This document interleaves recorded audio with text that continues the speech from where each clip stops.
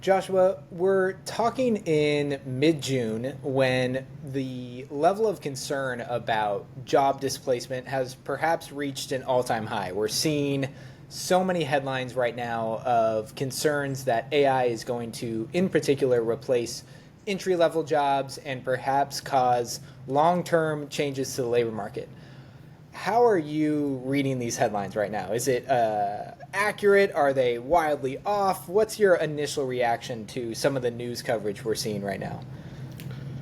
Well, there's a lot of speculation, and people have been speculating about AI for many years, decades even, but certainly in recent times there is a lot of speculation.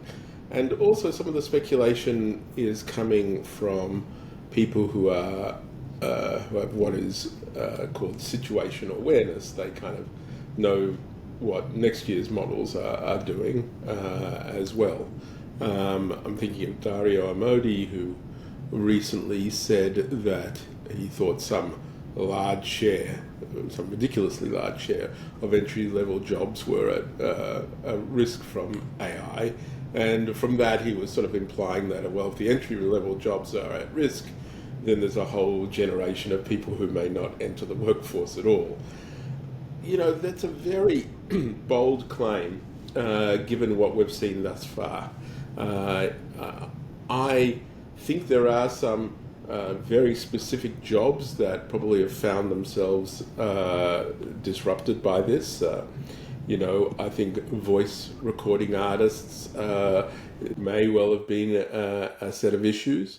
But it's hard, and there's all sorts of talk about differences in how people are hiring coders and what have you.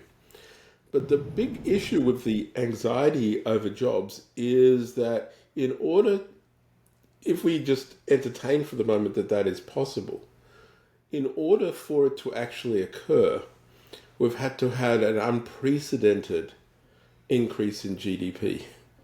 And so, in which case the issue is not so much what's happening to jobs, but regarding who gets what of the much bigger pie that has occurred.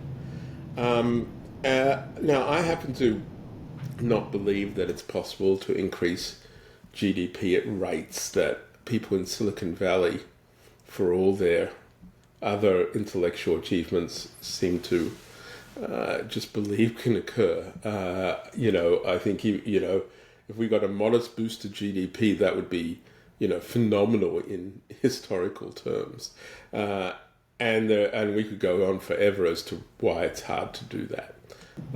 So I just don't see these risks playing out in that way. I am sure that journalists will be able to find people and professions who have been disrupted by this. It's a big technological change like all others. But the idea that we have a sort of looming mass unemployment, while I understand the sort of broad brushes of that, I've seen nothing to indicate that that's occurring.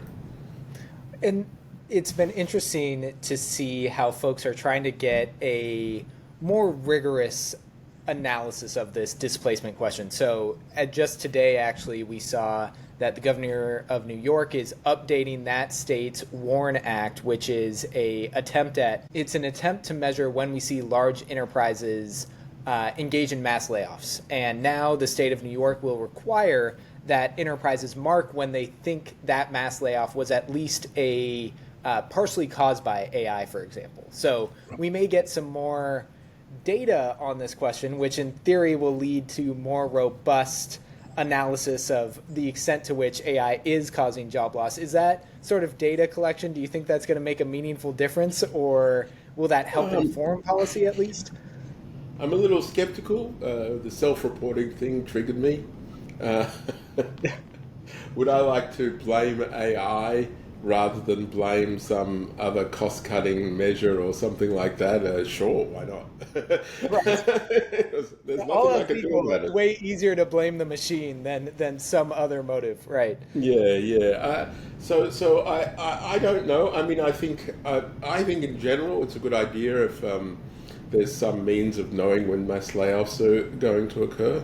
I don't think that's a bad thing. I don't know a big business who is contemplating an actual mass layoff who doesn't try to let some local government know that it's occurring in case they want to do something about it. So I don't know how much we'll get from that. We took a long period of time just to understand some of the changes that occurred in the labour market over the past 30 years with regard to globalisation and automation and things like that. So I suspect this will be just as difficult to untangle. Well, and I think it's admirable that we're at least trying to collect more information and have more informed policy. So that's at least one step in the right direction. Going back to this pace of displacement that we may or may not see, you and your co-authors in Power and Predictions have outlined a really great way, in my opinion, of understanding how we may see some friction to this rate of displacement. And you point out the difference between these sort of application level replacements of old processes with new technology versus a systems wide approach to adopting the new technology. Can you walk through that difference and why it's so meaningful from a rate of displacement analysis? Yeah, so I think the closest sort of industry which we could all sort of be in recent memory and familiar with that's gone through what we would call a systems change is the taxi cab industry.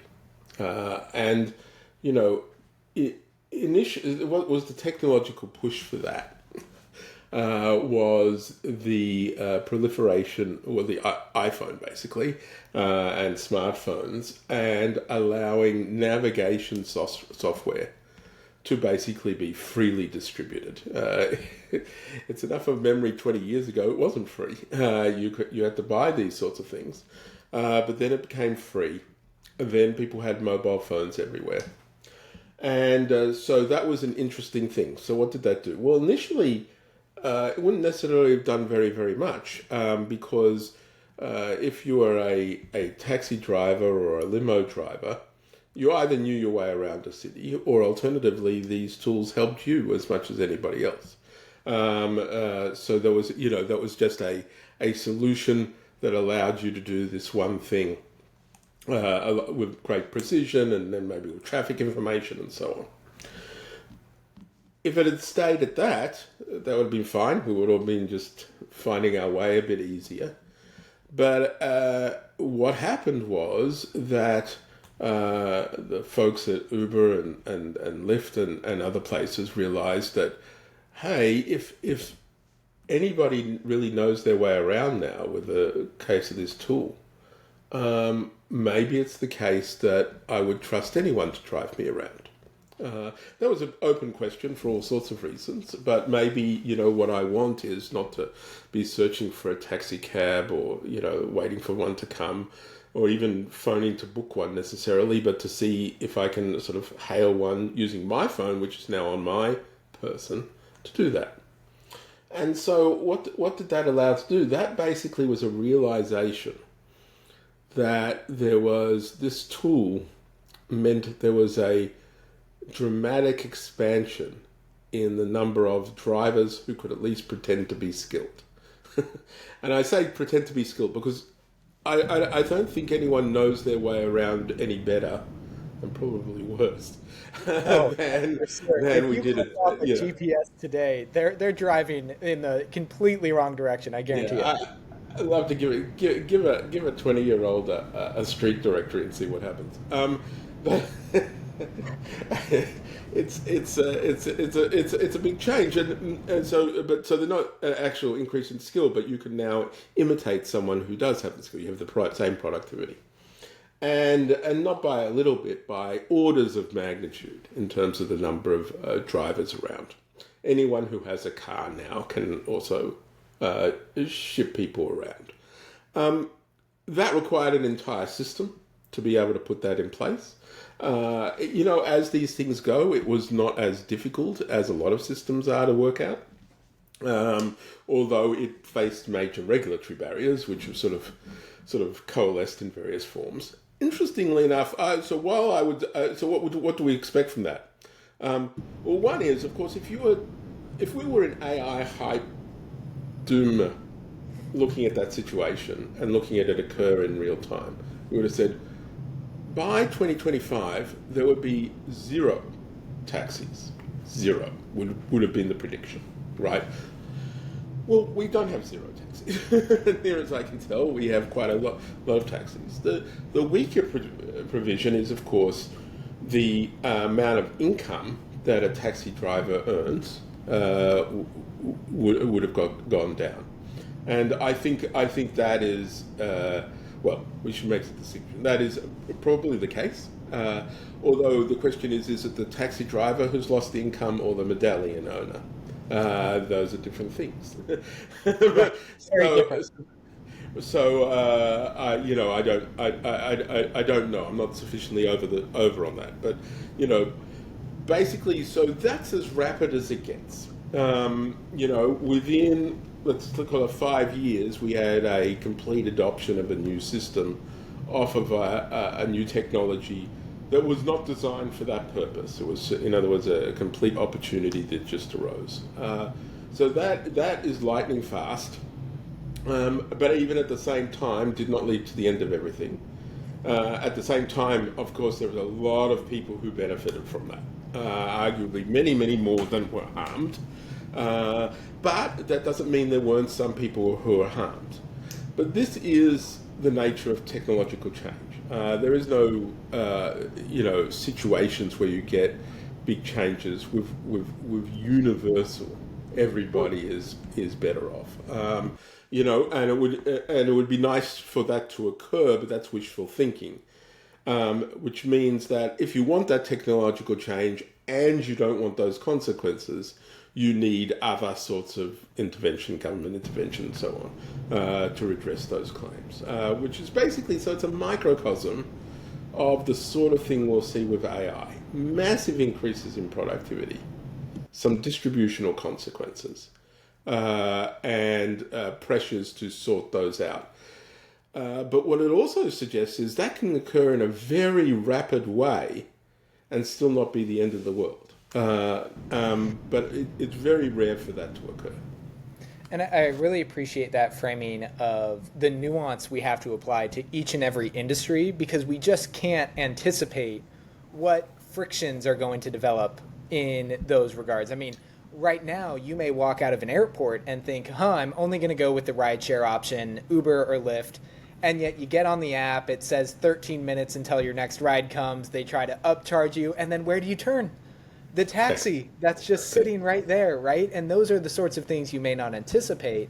And I think also what's come to mind for me is there's been some great writing by Timothy Lee on some of the regulations that folks would never have thought about until this moment of AI integration into certain contexts. So he flagged, for example, that with respect to automated trucking, there are regulations from the 70s where you have to walk out a triangle. If you stop your truck on the side of the road, you've got to put out this bright triangle. Yeah.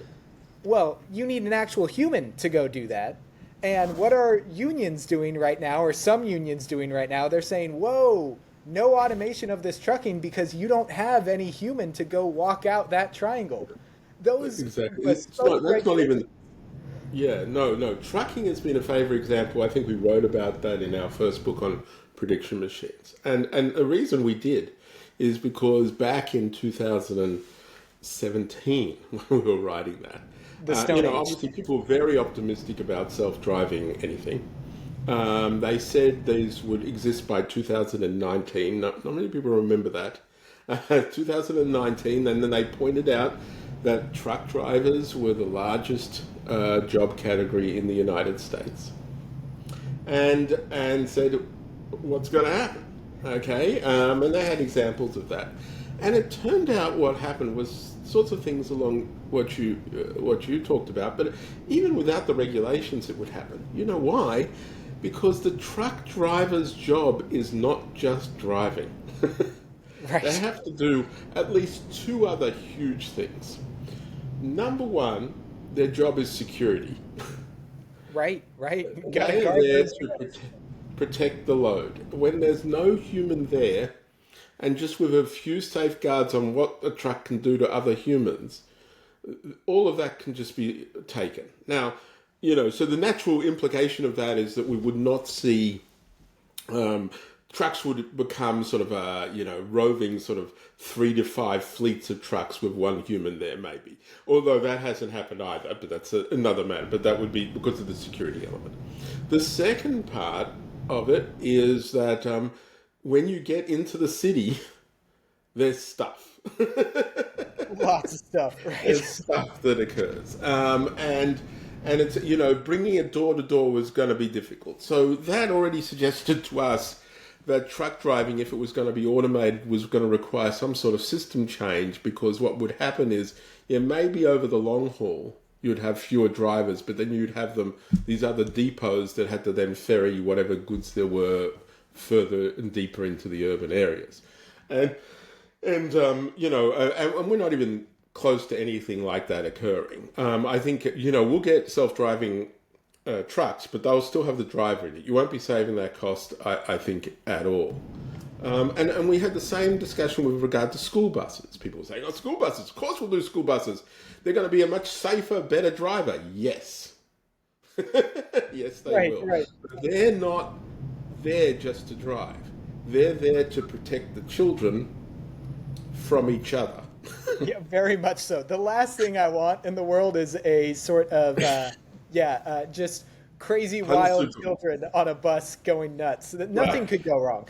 So you save no job because you always needed that one. I mean, albeit if you've got a self-driving bus, that job of that person is going to be better done, and it could be done. It need not be done by a driver per se, and there's all sorts of things you can do. But like but you can see automatically, like, it's hard to destroy the job. It takes a lot of work. I actually think it's a funny thing about the mindset of engineers, that they like the template of a job, of a thing to aspire to automate to. But the actual reality of being able to get rid of a job is very, very difficult. Jobs have got automated. There are all sorts of ones, like washing clothes being a great example of that. But it's not easy. Yeah, and I think what's really telling also is thinking through how we need to get beyond, though, this sort of task by task analysis of certain jobs. You all do an excellent job of showing that, but if you wanted a true assessment of what are going to be the long term ramifications of AI, at some point there are systems level changes that are not being monitored, that perhaps can't be monitored, right? Because a lot of those systems level changes, as you noted with your taxi example, are sort of emergent. They happen, we don't necessarily see them coming, and so we have to think more holistically about updating our sort of approach to the labor market, more so than just only going on this task by task analysis. Would you say that's a fair assessment? I think the task-by-task analysis it has some useful bits to it, because it helps you focus a bit of attention on where some of these technologies are impacting. But of course, tasks are really, individual components of a job, which has a lot of tasks with different weights of your time allocation to them. And so you can automate a task, but what does that do to the job? In order for it to do something to the job, either you have to automate all the tasks in a job, or you have to automate some of them so much so that you'll reconstitute the jobs, and the jobs really are better done by somebody else than who was previously doing it. So that's a lot of things to occur, but that happens. Like bank tellers, automatic teller machines. Literally, the name of it. They took the name of these people, right? These are now tellers. They're now automated, and Right. these bank tellers now, whatever. Well, their employment went up, and their employment went up because the telling was the most useless part of their job. In fact, there were all sorts of other things the bank would rather have them doing. But they had to spend so much time dishing out the money to people and taking up real estate and queues and security and and so so that was a thing that threatened no one in the end, Right. It easily morphed, and so I just think I mean the bottom line is people are useful. And to sit You on know, that for a I second. understand the image of the physical and cognitive robot that people want to replace people, right? Which is an interesting concept, but even those are expensive. Every single one of them far more expensive than a person Oh, currently, but you yes. know that might change. But people are useful. If people are useful and can do stuff, they usually have a place to do it. You know, the completely isolated, you know, the issues of the long-term unemployed and other things like that are not necessarily just simply bundled up with a technological hit to jobs. Even though you know the society is complex, but that's the case because people are useful. Well, and to that usefulness, I think one of the main attributes that you all pull out, and probably something that every parent listening or every undergrad student listening would like to hear more about, is what are the skills? What's the thing? What's the major? What's the AI proof thing that they can lean into? And you all, I think, provide somewhat of an answer, I'll bet at a high degree of abstraction, which is really judgment and the ability to have wisdom and knowledge and expertise in certain things that's maybe beyond a level of a specific task. Can you Yeah. elucidate what judgment means in this context and why it may help folks be a little bit more resilient? So, you know, we didn't want to use judgment as the stuff that humans are good at because that's like tautological, and that's not what we were thinking of. Although we've sort of, you know, come to some better understandings as we've seen these technologies deployed. But initially, we started off simply as the idea of knowing what to do, knowing what you want, actually, knowing what you want, knowing, you know, what is more costly than not? Is it if you had to make a mistake, is it worse as a physician to leave the patient untreated or to treat them with something that you're not 100% sure will work? It's a huge judgment call. There are, you know, there's evidence to that, there's experience to that, there's context of the patient, there's all sorts of stuff, and that balancing that weight of what we want doesn't come from the machines. If a machine is going to act with purpose, we have to still tell it the purpose. Currently, I don't, you know, maybe at some point, but right now, all Right, these right. technologies, It's we have to tell it the purportedly the year of the agent, and yet it seems like we're waiting a couple more years for the year of the agent. It may be the year of yeah. the agent for a long time. No, and the agents are a great example of that. Because you still have to you have to start them. You have to turn them off and point them in a direction, even if you don't have to do a lot of stuff along the way as envisaged. But so this is kind of like we call it now these days payoff judgment, which is this, you know, notion that you have to kind of know what you want. If are you getting something better or what have you, and you could program a machine with that, but you have to have the knowledge to program the machine. Somebody has to have it. So there's an indelible human element to that. Then there's different sorts of judgment as you sort of build out from that. One form is sort of like insight judgment, which is sort of like it's a bit more than payoff judgment. It was sort of like in the moment, weighing the risks to and fro, etc., and working out which direction you're going to go. But working out if this is a good thing to do overall. What's your idea? And this sort of comes up when you're thinking about these with ChatGPT and so on. You know, someone has to come up with the idea of the prompt, what you want to start off with, what idea you want to explore, what problem you're currently facing, all that sort of stuff. Where that all comes from, insight judgment, I don't know. It's a bit bundled up with what you want, so it's a bit like the payoff judgment ultimately. It's something to do with your, well, economists like to term it utility function, even though we don't actually have one, but the same sort of thing. And So you have that as well. So, and moreover, you learning what you want and being told what you want and aligning it with what other people want and all those sorts of things is stuff you learn. And can machines technically learn some of that stuff? Of course. But again, The seed has to come from the people. And then finally, there's a form of judgment that I like to call verification judgment, which is at the moment, well, any tool you use, any cognitive tool, but AI especially, you get some sort of output from it. And then you have to have a say, is this really what I wanted in the end? Is this correct? Right. Is it mistaken? Did I ask the wrong question at the beginning? The whole bit of it. It's basically, it's basically your edits and track changes and accept and reject changes kind of function.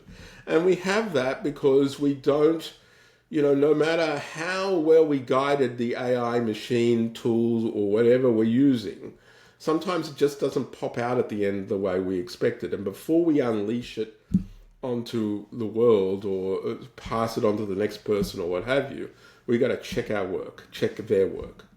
And, the students who get into trouble using ChatGPT and with their assignments is because they've gotten zero knowledge. They've got the assignment that's already given to them. That's the professor's prompt. Stick it into ChatGPT, produce an assignment. Well, if you've got no knowledge, you can't tell whether ChatGPT was just crazy or not, in doing this thing, if it did a good job. And so these students end up, failing instantly because it's just like, and it doesn't even have to be, it could be 90% right, but then it's got something. I've had a student where they've got citations to articles that don't exist. Well, that's a academic misconduct, expulsion event. You don't want to be doing that. So you have to, you need more stuff going on. And I think, one of the benefits of students experimenting with this and then failing at it is before anyone else, they've discovered that this is an important thing. Before all those lawyers who did those briefs that ended up having errors in them and all that sort of stuff. It's because they tried to get themselves out of the loop. And it just turned out to not work very well. Obviously, with certain tasks and certain things that will become less of an issue. But, with the self-driving cars, we kind of already know. Even the best self-driving cars get themselves into pickles. And the other day just almost hit me on a run. Was thinking, should I do it or should I not? And there was three variables going on. It's it can happen, and it's got those sorts of things will happen, which is one of the real difficulties of it. I mean, self-driving cars will work well in an environment without the human element at all. But otherwise, I mean, it's a miracle we have Waymo taxis and other things running around cities now. That's just amazing that working. But of course, each and every one of them has somebody there remotely monitoring. Again, we haven't got rid of the job yet. Yeah, it's still, well, and I think too, and for folks who have seen anything I've ever said on AVs, I've written a whole law review article saying that I think the government actually has a mandate to accelerate the transition to AVs based off of the number of lives that can be saved. But to just pause here for a second on the importance of adoption and experimentation, you raise a really good point going deeper into the sort of study of diffusion of technology, that one of the most important aspects of understanding the rate at which we should adopt new technology from a sort of policy standpoint often depends on whether you're experimenting with that technology. And you point out that if you're not going to test it, if you're not going to do real experimentation, you may not know the harms that need to be addressed. And for me, that's one of the biggest gripes I have with our current policy conversation. If you asked members of Congress, how many of you have used deep research in the past 2 weeks? My hunch is it's near zero. And even if you ask their staffers, how many of you are actually meaningfully engaging with these, not just creating Studio Ghibli memes or what have you, I also think it would be fairly low. So can you talk about just that vital role of actually testing to learn? It's hugely important, and only more so since I was thinking about this issue. This issue came up because I was having a series of debates with MIT economist Doron Acemoglu, who won a Nobel Prize last year for all sorts of work, and and deservedly so. Way to pick But an easy fight, he, Joshua.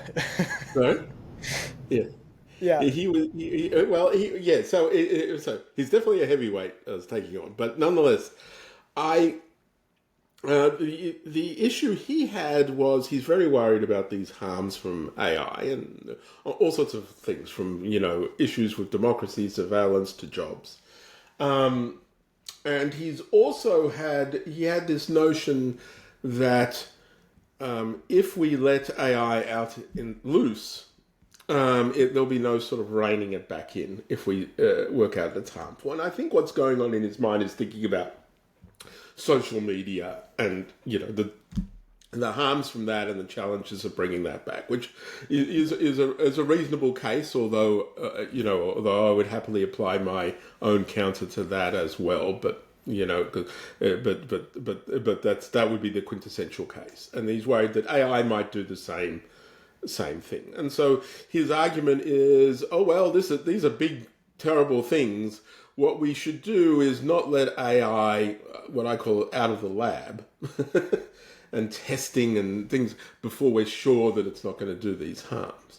And my problem with that was very simple, was I don't know if that's the way to look at these harms. The harms that emerge with AI, much like social media, only come up if you see what people actually do with them in real things. You can have people do stuff in labs or controlled environments, etc. But if you really are only going to see the real harms when you put out there. It's not the same as testing of drugs and things, where the people who you're testing it on have the same biology, supposed to have the same biology as the people using it. Of course, they haven't in the past, but that's another matter. But at least in principle, it sounds like a solid way to go. And I also don't think it's like an epidemic, a pandemic, where you release it and there's no bringing it back. I think there are ways to rein in lots of things if you want to. Now, maybe the politics aren't there for it. It's another argument, but that's another matter. And so, and more to the point, it's not just that. The learning about the good stuff also requires that too. And I think for all the discussion of the impact of AI, for instance, on students in universities, the academics, we saw the horror of it originally, like, this is not good. This is a problem.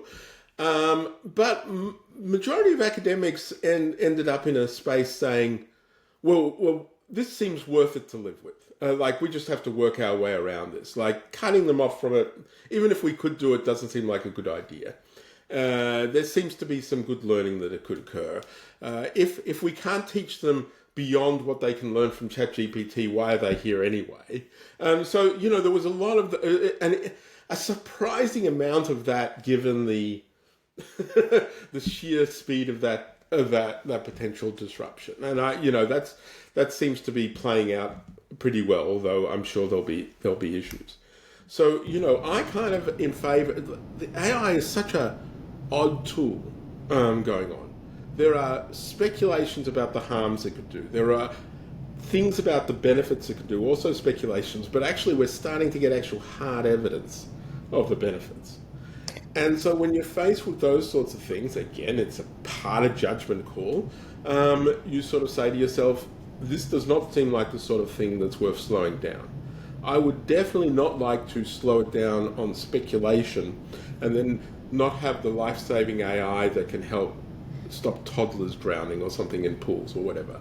And when you put that to them, they're, well, of course we want that one. All right, okay, but how do you get to the ones, that's just what we can imagine. How do you get to the stuff that we can't imagine, which is a lot of what has occurred in the last couple of years.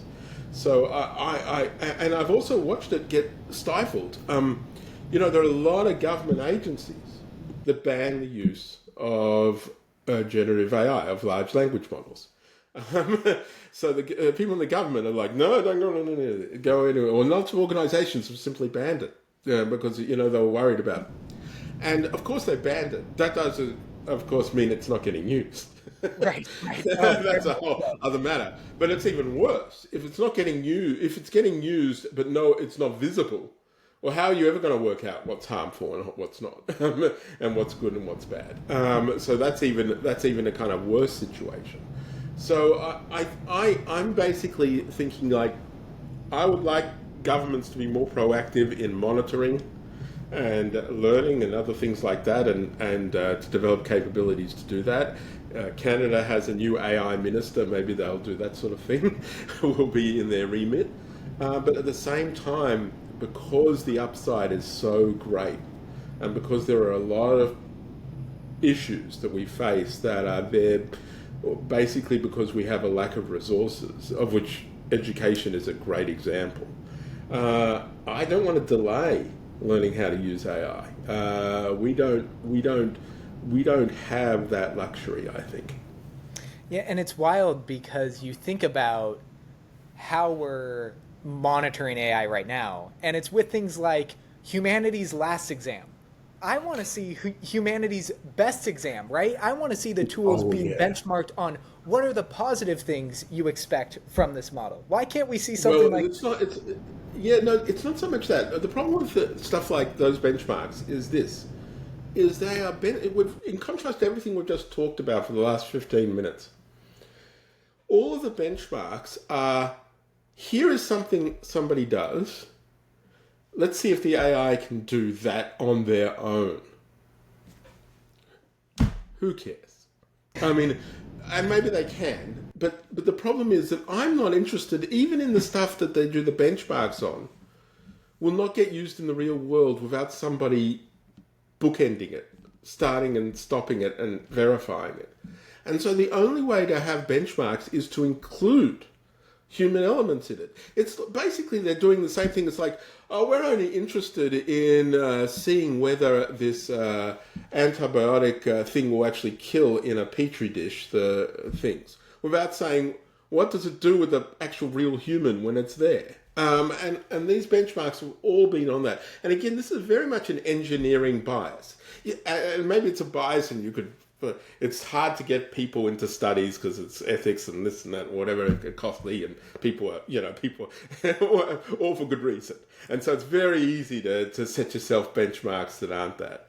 But the problem is we're seeing very quickly the inadequacy of that. And in a very important economic way, if I improve from 68.9% to 78.2%, one of these benchmarks, and say, we're number one. Has that added $1 of value to whatever people were going to use that for? We still don't know. And we could even say the same if it goes 3 times as good. And chances are it does, but no one's measuring it. And, it's very, very hard to actually to get as fine-grained once you get it with the human element involved. Yeah. Yeah, and I think also what stands out to me is that we're not giving a chance for new tools to develop in a way that we can see what are the most positive use cases for those who stand to benefit most from AI's diffusion. One of the aspects as well of not letting this technology be diffused and experimented on is this pervasive sense of fear among a lot of folks about using the tools to begin with that may inhibit the sort of experimentation by folks who stand to benefit most from the tools. So if you're a wealthy person living in a coastal city, you may not worry about, are we going to develop AI tutors in the near future? You may not worry about, will we get AI supplemented doctors to improve diagnoses?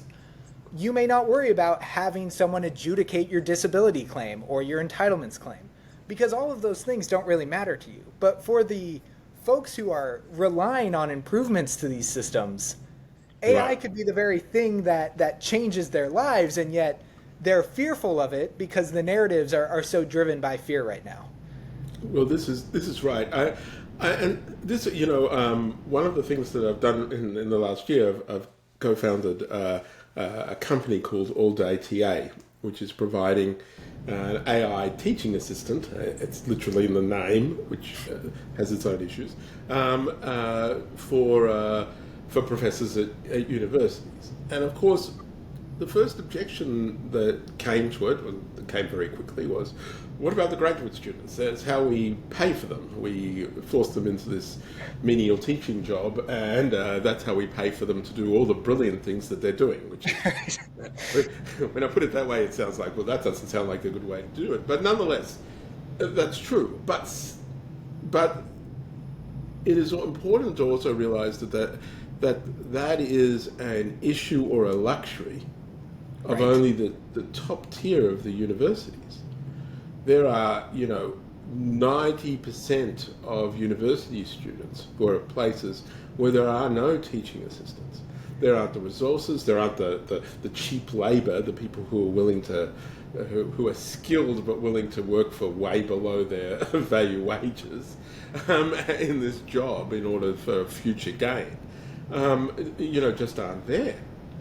And so when you provide a teaching assistant, a thing like we have, it has all sorts of consequences for students who are in not the elite places. And importantly, on real meaningful grounds too, because one of the things that I'm at an elite university, so I don't have this issue, but one of the problems that gets faced elsewhere is that the students have have their own financial difficulties and other things like that. The dropout rate is incredibly high, and one of the reasons why people dropped out was because, of course, they fall farther behind, and when they're in the weekend before studying for an exam, they're kind of lost. And so if all of a sudden you can provide help at those points, you can dramatically improve the ability of students to keep up and stay afloat and things like that, which just couldn't be provided before because we just had a huge lack of teachers. And we discovered when we put this tool out there, even at our own universities, amongst like a class of 200 students, over the course of the semester, they'd ask the AI TA 12,000 questions. I wasn't getting 12,000 emails. Right. I don't think you and I would be talking right now if you had a backlog of 1,000. Exactly. I already was upset at the volume of emails I was getting, and it was nothing. It was 12 nothing was too compared. many, let's be honest. Yeah. And part of that, I wouldn't have got all of that as emails, obviously, but the students themselves had already given up sending me emails. This is at University of Toronto, because and sometimes it's because they know kind of they can find it themselves or something like that, and the AI is easier. But at the same time, it's also they knew it's like they're not going to get a response immediately. It's this and that. It's not that great. Can't ask a follow-up, all sorts of stuff, right? So when you start to see that, you start to realize, well, I can't concern myself regarding a good set of highly skilled people who will definitely find something else to do and some other way to deal with this issue. When there's that amount of underserved stuff going on. Which is basically what motivates us to keep the price down and all that sort of stuff. Because I really, really do believe that there were a lot more people than even we knew, having come up with this thing, were struggling. And I think what I tend to focus on going to my lens in the legal world is we can point to the number of people right now who would benefit, for example, from a AI drafted complaint rather than trying to hire an attorney or spending all that money. That in and of itself would be a huge benefit. But you have to go a layer deeper, as you're pointing out. By creating an entire new infrastructure, we may see people assert legal claims and rights that they would have never even thought of under the current regime. And that's the sort of thing we'll never uncover if we don't have a sort of experimentation first mentality. So I'm glad to hear you're deploying this, because those are student questions that may have never been raised. Well, I think there is a thing. I mean, obviously now that I'm sort of running a business, I got to get to see a lot more of the sort of legal costs firsthand, and You're welcome. and it's a lot. I mean, we pay more on lawyers for normal small business stuff than we do on the whole of AI, in terms of what we're doing. It's crazy, but like I had to do some stuff for a new employment contract, person coming on, and I'm an economist, so I had a sort of innovative sales commission thing I wanted to do, Of course, of and sort of course. went to the lawyers and said how much would it cost for this, and it was a lot, a ridiculous amount, and I was like, Right. well, I can't do that. That's a good percentage of this person's salary, and so I went straight to Claude and said, this is what I want. Here's the contract as it currently stands. Put it in there. And it wrote out this whole thing. And then it thought of a whole lot of things that I would have paid the lawyer to think about. Who's determining who's these things and all sorts of stuff. It may not have covered everything, for all I know. Obviously, I don't know that. I don't know. It just looked good to me. Right. And ultimately, I realized the reason I would pay the lawyer is not for the drafting of all that. The lawyer, it's the same cost. I put it into their AI and pop out the same Right. thing. Is because if something goes wrong with that clause, then I can go blame the lawyer. Of course, that would mean I would have to be suing the lawyer, which sounds like a bad idea too. So it's like a whole cascade of problems. Right. But in that regard, it's like, um, So in other words, I think what I got was a backyard lawyer ability for nothing. I didn't get the top tier lawyers whose reputation stands on there not being a problem to do that, but I wasn't willing to pay for that in any sense of imagination. So that's going to disrupt something in that regard. But the chances are also that those backyard lawyers, there's a whole lot of stuff that they can now do and expand and do in serving people. So, how this will all shake out is going to be quite interesting.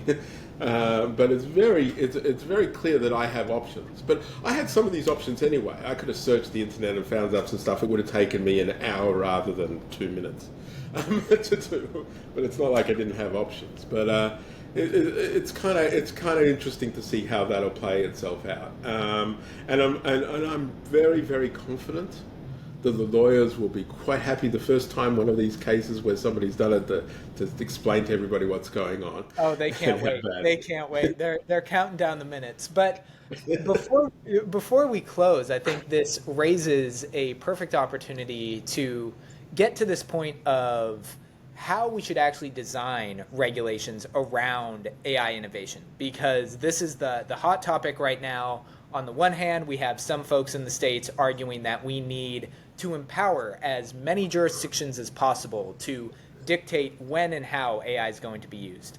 And on the other hand, we have some folks saying what's best is a uniform, more research oriented perspective, waiting for risks to emerge and then stepping in.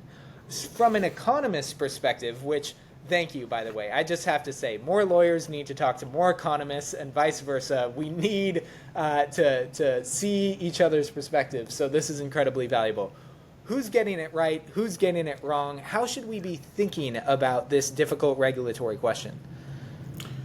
So, the way I come back to it of AI regulation, as usual, I kind of I like to ask a simple question. Why do you want to regulate AI? And I don't want the answer to be because it's intelligence and it's artificial and I don't know things. Scary stuff. I want it to be more precise than that. And if you tell me there's, well, I don't want somebody doing an AI blah, blah, blah and putting it into a medical device and it killing someone. And I'm like, yeah, that's good. Definitely don't want that. But don't we already have that? Killing Isn't is that still already illegal. Yeah, yeah. It's still illegal to do that. Yeah, no. So I'm like, that seems like that can be handled under existing laws. But then you get, and I'll come back to this because it's a useful example, the teaching assistant one again. So Europe, in contrast to a lot of the world, has put in this sort of AI Act of which they defined they sort of said, which categories are we most worried about? You know, like security, defense, the top, medical stuff. And they say high risk, medium risk, low risk. And if you're low risk, we don't worry about it. If it's medium risk, you just got to document something. If it's high risk, you got to do a whole lot of stuff, and we're not quite sure what that is yet. Okay. Well, that European legislation lists education as high risk. Education is high risk. Now, I know why it does, because they're thinking of the children. But of course, education is more than just the children. But they're thinking of the children, what this is due to the children. But you know, again, that's even if that was the case. But I can see how it got there. But so the issue when I learnt about this, was we have customers in Europe, universities in Europe. In fact, one of them in Belgium, one class did 8,000 queries in a week because you can do different languages and stuff. It's like wonderful there. And worse still, one of our back end things we use is Mistral, which is France's foundational model. But so next year, that education risk might come into force. There are a whole lot of things you could do to comply with it. It would cost many hundreds of thousands of dollars. And maybe that would be a good idea, maybe that would not. But it's for a startup, it's like, I don't know. It's way more than what we're earning from stuff. What's the alternative? The alternative, which is an alternative, we're not doing any harm. Well, if we're not doing any harm, maybe we'll run with it. Well, the problem is that if we're found to have violated something, which we could easily done, we will be liable for 20% of our global revenue. Global. Now, if it was 20% of Europe, I'd say, all right, turns out we learned 80% of what we did because we violated this thing, that's fine. But 20% we can lose of global, a couple of euros. Yeah, what's a few euros? Yeah, but 20% of global is a whole other matter. Well, we haven't, and so my point about that is like, I'm sure that's not what the Europeans wanted to have. I don't think the Europeans were saying what we wanted to do is make it harder for smaller firms with a global footprint who are trying to do multiple languages in education to bring stuff to Europe. I'm absolutely certain they didn't want that. And instead we want to empower the larger firms, etc. But that's what they've done with that. And so, that lends me towards, oh boy, I would not like to see, that's taking out an entire continent. If they had individual countries, some of them would have had this, some wouldn't, and I could just pick and choose. But now I've got a whole continent that's going on. So you really get these big effects if you make a mistake, as I think they've done, and in that regard. And so my bias again is towards, how much can we do with the existing laws? And if the existing laws are inadequate, how can we tweak them? And this is what we're sort of finding our way through with copyright. Copyright hasn't had any new AI provisions in it, to my knowledge, yet. Now the courts are going to work out whether those are issues under the existing law, and there'll be an outcome one way or the other, and people then decide if the existing law is fine. Right? That will be the process. I mean, the problem with that is it takes a long time, and it does create uncertainty there too, because we don't know where the existing law applies properly, and that's definitely going to be issued to people.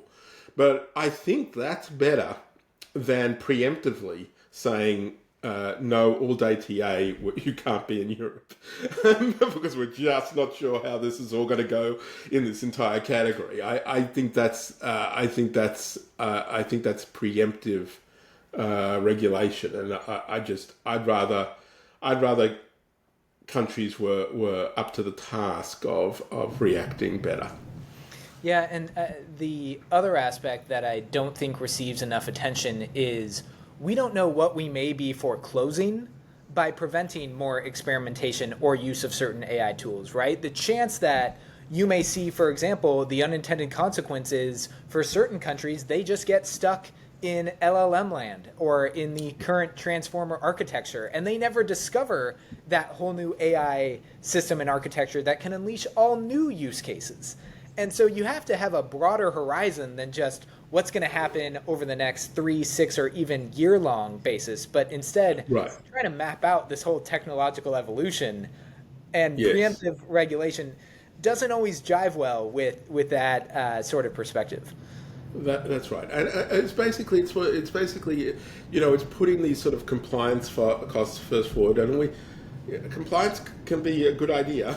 I'm not saying it's not a good idea ever. It's just that you are setting yourself up for too many compliance costs by doing it preemptively, and you get scared about taking them away and things like that. So, yeah.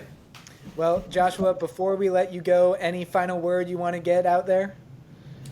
No, I haven't got anything at the moment. I think this is a very exciting time. I think we should all look at it and appreciate how much new stuff there is to explore. I certainly have been enjoying it more than I ever expected getting into this field.